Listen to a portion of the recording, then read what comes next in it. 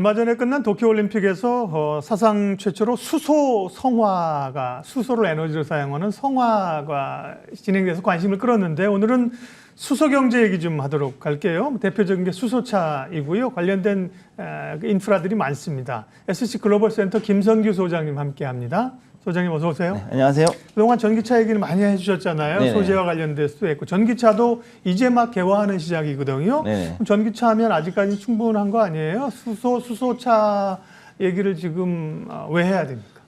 일단 가장 중요한 거는 우선 이 수소차가 우리가 알고 있듯 수소를 그냥 연소시켜서 그 휘발유 떼듯이 그렇게 가는 게 아니라 네. 이제 수소 연료 전지라 그래서 수소를 집어넣으면 여기서 전기를 일으킵니다. 그래서 사실은 전기차인데 배터리가 없고 대신에 이제 수소 탱크를 달고 있는 그 수소 발전기를 달고 움직이는 차이기 때문에 네. 역시 이것도 전기차의 범죄에 들어가거든요. 그러니까 이런 걸로 봤을 때는 역시 수소차도 앞으로 이제 충분히 그 전기차 중에서 특히 배터리가 달려 있는 전기차 이외에 또 다른 대안이 될 수 있기 때문에 그래서 이걸 대해서 이제 얘기를 하는 겁니다. 네. 전기를 동력으로 사용은 맞는데, 예를 들면 기존에 우리가 전기차는 배터리를 달려 있고, 네. 수소차는 수소 탱크가 달려 있는, 그렇죠? 그렇습니다. 근데 네. 우리가 전기를 생산한 동력으로 간다, 이런 의미군요. 네, 그렇습니다. 미국 상원에서 인프라 1조 2천억 달러 인프라 법안이 어제 통과했어요. 그제인가요, 어제? 우리 네. 시간으로 이제 어제인데, 거기도 미국도 수소 산업 지원에 관한 내용들이 포함되어 있다고요? 네, 그렇습니다. 일단 이 수소 산업에 대해서 그런데 여러 가지 인프라가 많이 있습니다. 특히 이제 지금 가장 이슈가 되는 게 이제 도로하고 그다음에 이제 전력망에 대한 확충이 최우선이고 네. 그다음에 여기에 대해서 이제 다른 것들 그다음에 석유에 대한 말고 가스 파이프라인이라든가 이런 것들도 들어가 있는데 그중에 재밌는 것이 이제 수소 산업에 대한 허브를 조성하는데 80억 달러를 일단 투자하기로 했다라는 그 내용입니다. 사실 1조 달러에서 80억 달러면 사실 그렇게 그러니까요. 큰 비율은 아니지만 네. 그럼에도 불구하고 이 정도를 투자한다는 거는 지금 되게 중요한 의미를 가지고 있는 게 일단 요거를 통해 가지고서 우선 기본적인 지역의 4개의 허브를 지금 조성을 하는 거거든요. 네. 그러면 거기에서부터 해가지고서는 우선 생산 시설부터 해가지고 터미널까지 그다음에 여기에 대해서 이제 파이프라인까지 해가지고 이 부분에 대한 모든 거를 이제 지금부터 투자를 들어간다는 의미로 봐야 되기 때문에 앞으로 이것도 이제 미국은 이 땅이 넓기 때문에 사실 중국과 같은 이런 전기차 이런 네트워크보다는 오히려 수소차가 조금 더 나을 수가 있어 이렇게 하고 있는 겁니다, 사실은. 그래서 이제 지금 EU 같은 경우도 보면은 지난달 7월 14일이죠. 그때 이제 여기에 대해서 Fit to 55 그래가지고서 새로운 기후 변화에 대한 대응을 하는 그런 법안, 법안을 얘기를 했는데 거기서 주요 도로 150km마다 이제 수소 충전소를 의무적으로 설치하는 것을 이제 입법을 했습니다. 네. 그렇기 때문에 앞으로 이것도 역시 또 하나의 다른 기준이 될 수 있다고 생각을 하고 있습니다. 네. 예. 아직은 초기 단계이라지만 미국도 그렇고 유럽연합도 그렇고 수소에 대한 투자를 진행하기 시작했다.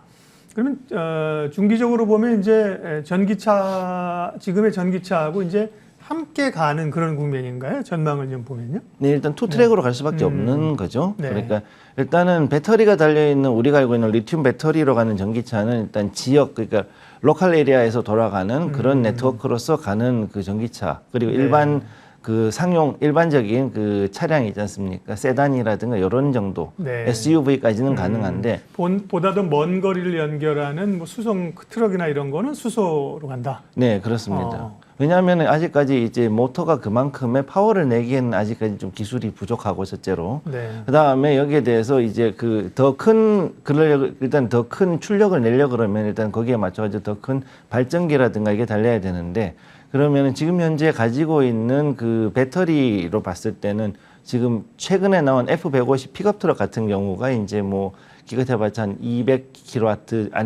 150 정도 킬로와트 정도밖에 안 되거든요, 여기. 이런 것도 그렇고 그다음에 상용 트럭도 지금 300kW가 안 되는 상황이니까 이런 걸로 봤을 때는 아직까지는 이 배터리가 아직 에너지 밀도가 우리가 원하는 수준까지는 안 올라갔다는 얘기죠. 그럼 이렇게 됐다 그러면 결국은 이제 여기에 대해서 우리가 수소로 넘어갈 수밖에 없는데 여기서 지금 미국 같은 경우는 이제 전기차가 사실은 수소차가 이제 전기차보다 좀 더 나은 게 일단 땅이 너무 넓다 보니까 이게 그런 일이 벌어집니다. 그래서 일단 입법을 하면은 기존에 있는 주유소 땅이 넓으니까 여기다가 수소 충전소만 추가로 건립을 하면 되고 그다음에 이 두 번째는 우리는 일단은 전기를 다 한전에서 다 하지 않습니까? 그러니까는 요거는 뭐 적자가 나더라도 괜찮은데 미국 같은 경우는 대부분이 이제 민영 발전 사업자들이니까 이게 적자가 나면은 보조금을 어지간히 많이 주지 않고선 이걸 채산을 맞출 수가 없거든요. 그래서 그게 있고 다음에 이 롱홀 트럭들 이제 대형 트럭들 혹은 이제 뭐 슈퍼비나 하퍼 같은 이런 대형 트럭들은 수송 수단으로 쓰기에는 네. 여전히 아직 기술을 좀 더 많이 발전해야 됩니다. 니콜라가 생각이 납니다. 자료 화면을 마침 찾아서 조금 전에 나왔는데 수소 트럭 니콜라였는데 사실 뭐 굉장히 관심이 있다가 좀 또 수그러드렸죠. 네. 테슬라에 이어서 니콜라. 테슬라 니콜라. 동일 인물인 건 아시죠? 니콜라 그 사람입니다. 테슬라 니콜라. 한쪽에서는 전기차는 테슬라라는 이름을 쓴 거고 한쪽에 니콜라를 갖다 쓴 겁니다. 근데 수소 얘기를 아까 하면서 초반에 도쿄올림픽에서 수소 성화 얘기했는데 일본이 현재까지 수소 에너지나 수소 플랫폼 관계에서 강국입니까? 네, 일단은 지금 원천 기술은 제일 많이 가지고 있습니다. 그래요? 네. 네. 일단 일본 같은 경우는 우선 그 탈석유를 하기 위해 가지고 하이브리드, 그 다음에 전기차, 그 다음에 이 수소차 세 가지에 대해 가지고 엄청나게 많은 그 특허를 가지고 있고 또 그동안 개발을 오랫동안 해왔기 때문에 그 원천적인 그 기술이 굉장히 발달해 있는 상태이고 네. 실제로 이제 그 수소차 같은 경우도 상용차가 도요타의 미라이가 있고 우리나라 이제 넥소가 있지 않습니까? 이 두 개가 지금 현재 세계에서는 이 유의한 딱 상용차가 되겠습니다. 현재로서는. 네. 그런데 일본 사실은 전기차도 2차 전지도 사실은 파나소닉이나 이런 쪽이 예전에는 제일 앞서갔었잖아요. 네, 지금은 그렇습니다. 이제 한국의 뭐 LG화학을 포함해서 CATL 밀리는 형국인데 일본이 그러면 수소 경제로 쭉쭉 뻗어가는가 거기에 대한 뭐 노이즈나 약간 부정적인 시각들도 제기가 되는 모양이죠. 네, 사실 이번에 그 도쿄올림픽 때 이거를 네. 한번 좀 시험 운행을 해보고 여기에서 어느 정도 가능성을 좀 보려고 그랬었는데 네. 이게 좀 불행히도 잘 안 됐던 것 같아요. 지금 일단 수소 성화는 일단은 수소 연소를 통해서 가는 거니까 그거는 그래도 괜찮은데 네. 이 수소 버스를 일단은 연료 버스를 도입을 해봤거든요. 근데 문제가 이게 충전소 문제가 우선 제일 먼저 걸렸고 그다음 두 번째가 뭐냐면은 생각보다 이 효율이 그만큼 나오지 않았다라는 게 가장 큰 문제가 됩니다. 정확히 얘기하면 발전 효율이 그만큼 안 나왔던 거죠. 근데 저희도 놀랐던 게 사실은 우리가 생각할 때는 현대차보다는 그래도 월등히 좋은 어떤 그 연료 전지 효율을 가진 그런 발전 시스템을 가지고 있을 거라고 생각하는데 그만큼 못 나왔다라는 거거든요. 지금 이게. 그러니까 여기서 지금 그거는 이게 오히려 일본의 입장에서는 지금 미천이 드러나는 사태가 된 거죠. 그래서 현재 원래는 이 수소 연료 전지 같은 경우는 발전 효율은 그 일반적으로 우리가 얘기한 건 50% 정도인데 실제로는 이거보다 더 낮은 게 나왔기 때문에 그래서 문제가 된 거고 또 지금 여기에서 이제 일본이 가지고 있는 것들이 수소를 대량 생산하는 거를 가지고서 지금까지는 그레이 수소 그러니까 정확히 해서 천연가스를 분해를 해가지고서 만들었는데 여기에 대한 발전 이걸 했을 때 오히려 이산화탄소가 한 8배 정도 더 많이 나온다라는 거죠. 일반에 비해서. 그러다 보니까 이게 정말로 친환경에 맞느냐라는 거에 대한 문제도 지금 제어가 되고 있고 그다음에 또 여기에 대한 효율도 같은 것도 일단 배터리에 비해 가지고 한 6배에서 8배 정도 지금 차이가 나는 그보다도 더 못한 성능이 지금 나오고 있기 때문에 이거를 어떻게 끌어올리느냐가 지금 현재 또 다른 이슈가 되고 있습니다. 네, 수소 얘기를 하고 있는데 수소도 이제 지금은 전기차의 효율을 올리고 새로운 방식이 조금 더 광범위한데 수소에 관한 것도 우리가 공부를 해야 됩니다. 그러면 우리가 만화에서 보면 이제 자동차 연료구 연 다음에 물 집어넣고 달리면 H2O니까 그잖아요. 그죠? 네. 되는데 지금은 사실 물에서 수소를 뽑아내는 수전의 방식은 힘들다면서 그러니까 부생수소라고 공장에서 나오는 수소를 갖다 쓰거나 네. 가스를 가지고 와서 만들거나 이런 수소를 이제 뽑아내는 추출 기술이 중요할 텐데 국내에서는 그쪽에서 연구가 어떻게 진행되고 있습니까? 일단은 지금 그 현대중공업 지주하고 아람코가 이 부분에 대해 가지고 원래 이제 5월달에 그 MOU를 맺었거든요. 네. 그래가지고 여기에 가지고서 아람코 수소 프로젝트를 할 때 여기에서 아람코가 수소에서 나온 이 천연가스나 석유에서 뽑아내는 부생수소 혹은 이거에 대해서 뽑아내 친환경으로 이제 수소를 뽑아낼 수 있는 그런 플랜트를 만드는 프로젝트를 만들고 거기에서 이것들을 운송을 할 때 암모니아로 운송을 한 다음에 우리나라에 오면 이걸 다시 환원시키는 이런 기술을 이제 가지고 제안을 했습니다. 네. 근데 여기에 대해 가지고 이 핵심 기술이 된 게 이제 바로 암모니아를 가지고서 수소로 이제 환원시키는 기술이 가장 중요한데 네. 이거를 이제 한국에너지기술원이 최근에 요거에 대해서 그 그린 수소를 뽑아낸 기술을 개발해낸 겁니다. 그렇기 때문에 요거가 되게는 이제 앞으로는 앞으로 우리는 이제 석유가 아니라 이 암모니아는 쉽게 구할 수 있나요? 쉽게 구할 수 있습니다. 그래요? 암모니아는 생각보다 쉽게 구할 수 있고 네. 이 공기 중에 질소하고 그다음 부생수소를 결합을 시켜버리면은 유화해서 결합을 시키면은 네. 그러면 이제 암모니아가 생성이 되죠. 그리고 나면은 그러면 어떻게 되냐면은 탄소는 따로 이제 포집 기술을 가지고서 포집을 해버리고 나머지 네. 산소 그다음에 그럼 이 수소는 수소가 따로 뽑아낸다. 수소는 이제 질소하고 결합을 해서 이제 암모니아를 만드는 거죠.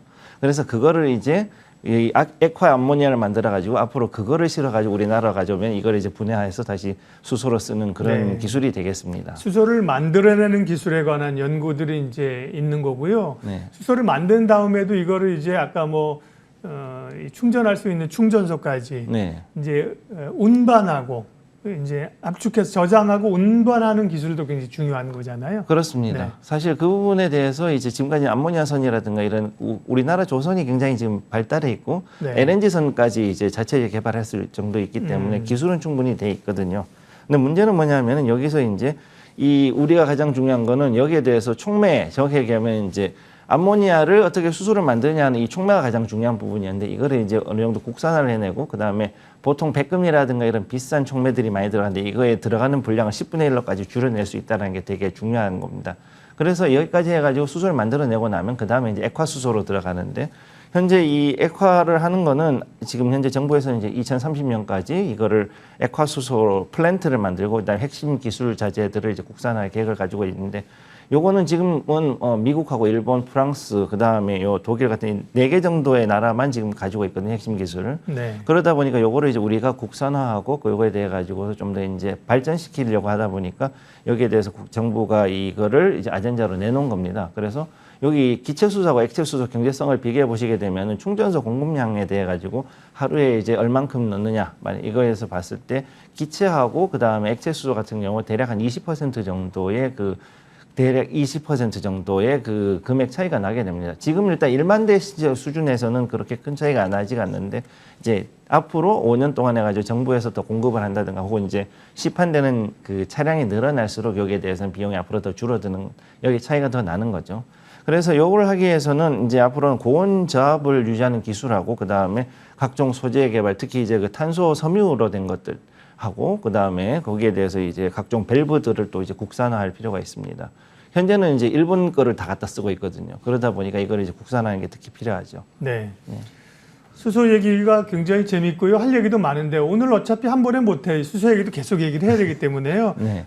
수소 산업을 추진하고 있는 기업 얘기는 다음에 하고요. 뭐 현대가 효성, 뭐 포스코 뭐 사실은 다 하지 않습니까? 네, 그렇습니다. 오늘 마지막 정리는 수소 관련해서 그럼 미리 좀 조심스럽지만 투자를 하려고 하는 분들은 기업이나 ETF나 좀 접근할 수 있는 방법 오늘 마무리로 알려주세요. 네, 그럼 일단은 요거 지금 알고 있는 그것이 ETF 두 가지가 있는데. ETF요? 예. 근데 글로벌 엑스 하이드로젠 ETF 그래가지고 네. 티커가 HYDR이라고 있습니다. 티커는 뉴욕에 상장돼 있는 거겠죠? 네, 요건 나스닥 상장돼 있고 나스닥, 이제 네. 뉴욕돼 있는 거는 요 디렉션 하이드로젠 ETF 그래가지고 DJEN입니다. HJEN입니다. 예. 네. 요 두 가지 요 티커로 돼 있는 요 ETF에 관심을 두시면 되고 글로벌 X로 된 요 하이드로젠 ETF는 지금 최근에 상장이 됐기 때문에 요건 아직까지는 그렇게 막 큰 움직임 보이지 않는데 이 디렉션 같은 경우는 상당히 오래됐으니까 요거 좀 주목하실 필요가 있겠습니다. 예, 마켓 주민 오늘은 수소경제, 수소차 관련된 이야기했습니다. SC 글로벌 센터 김선규 소장님 함께했습니다. 고맙습니다. 네, 고맙습니다.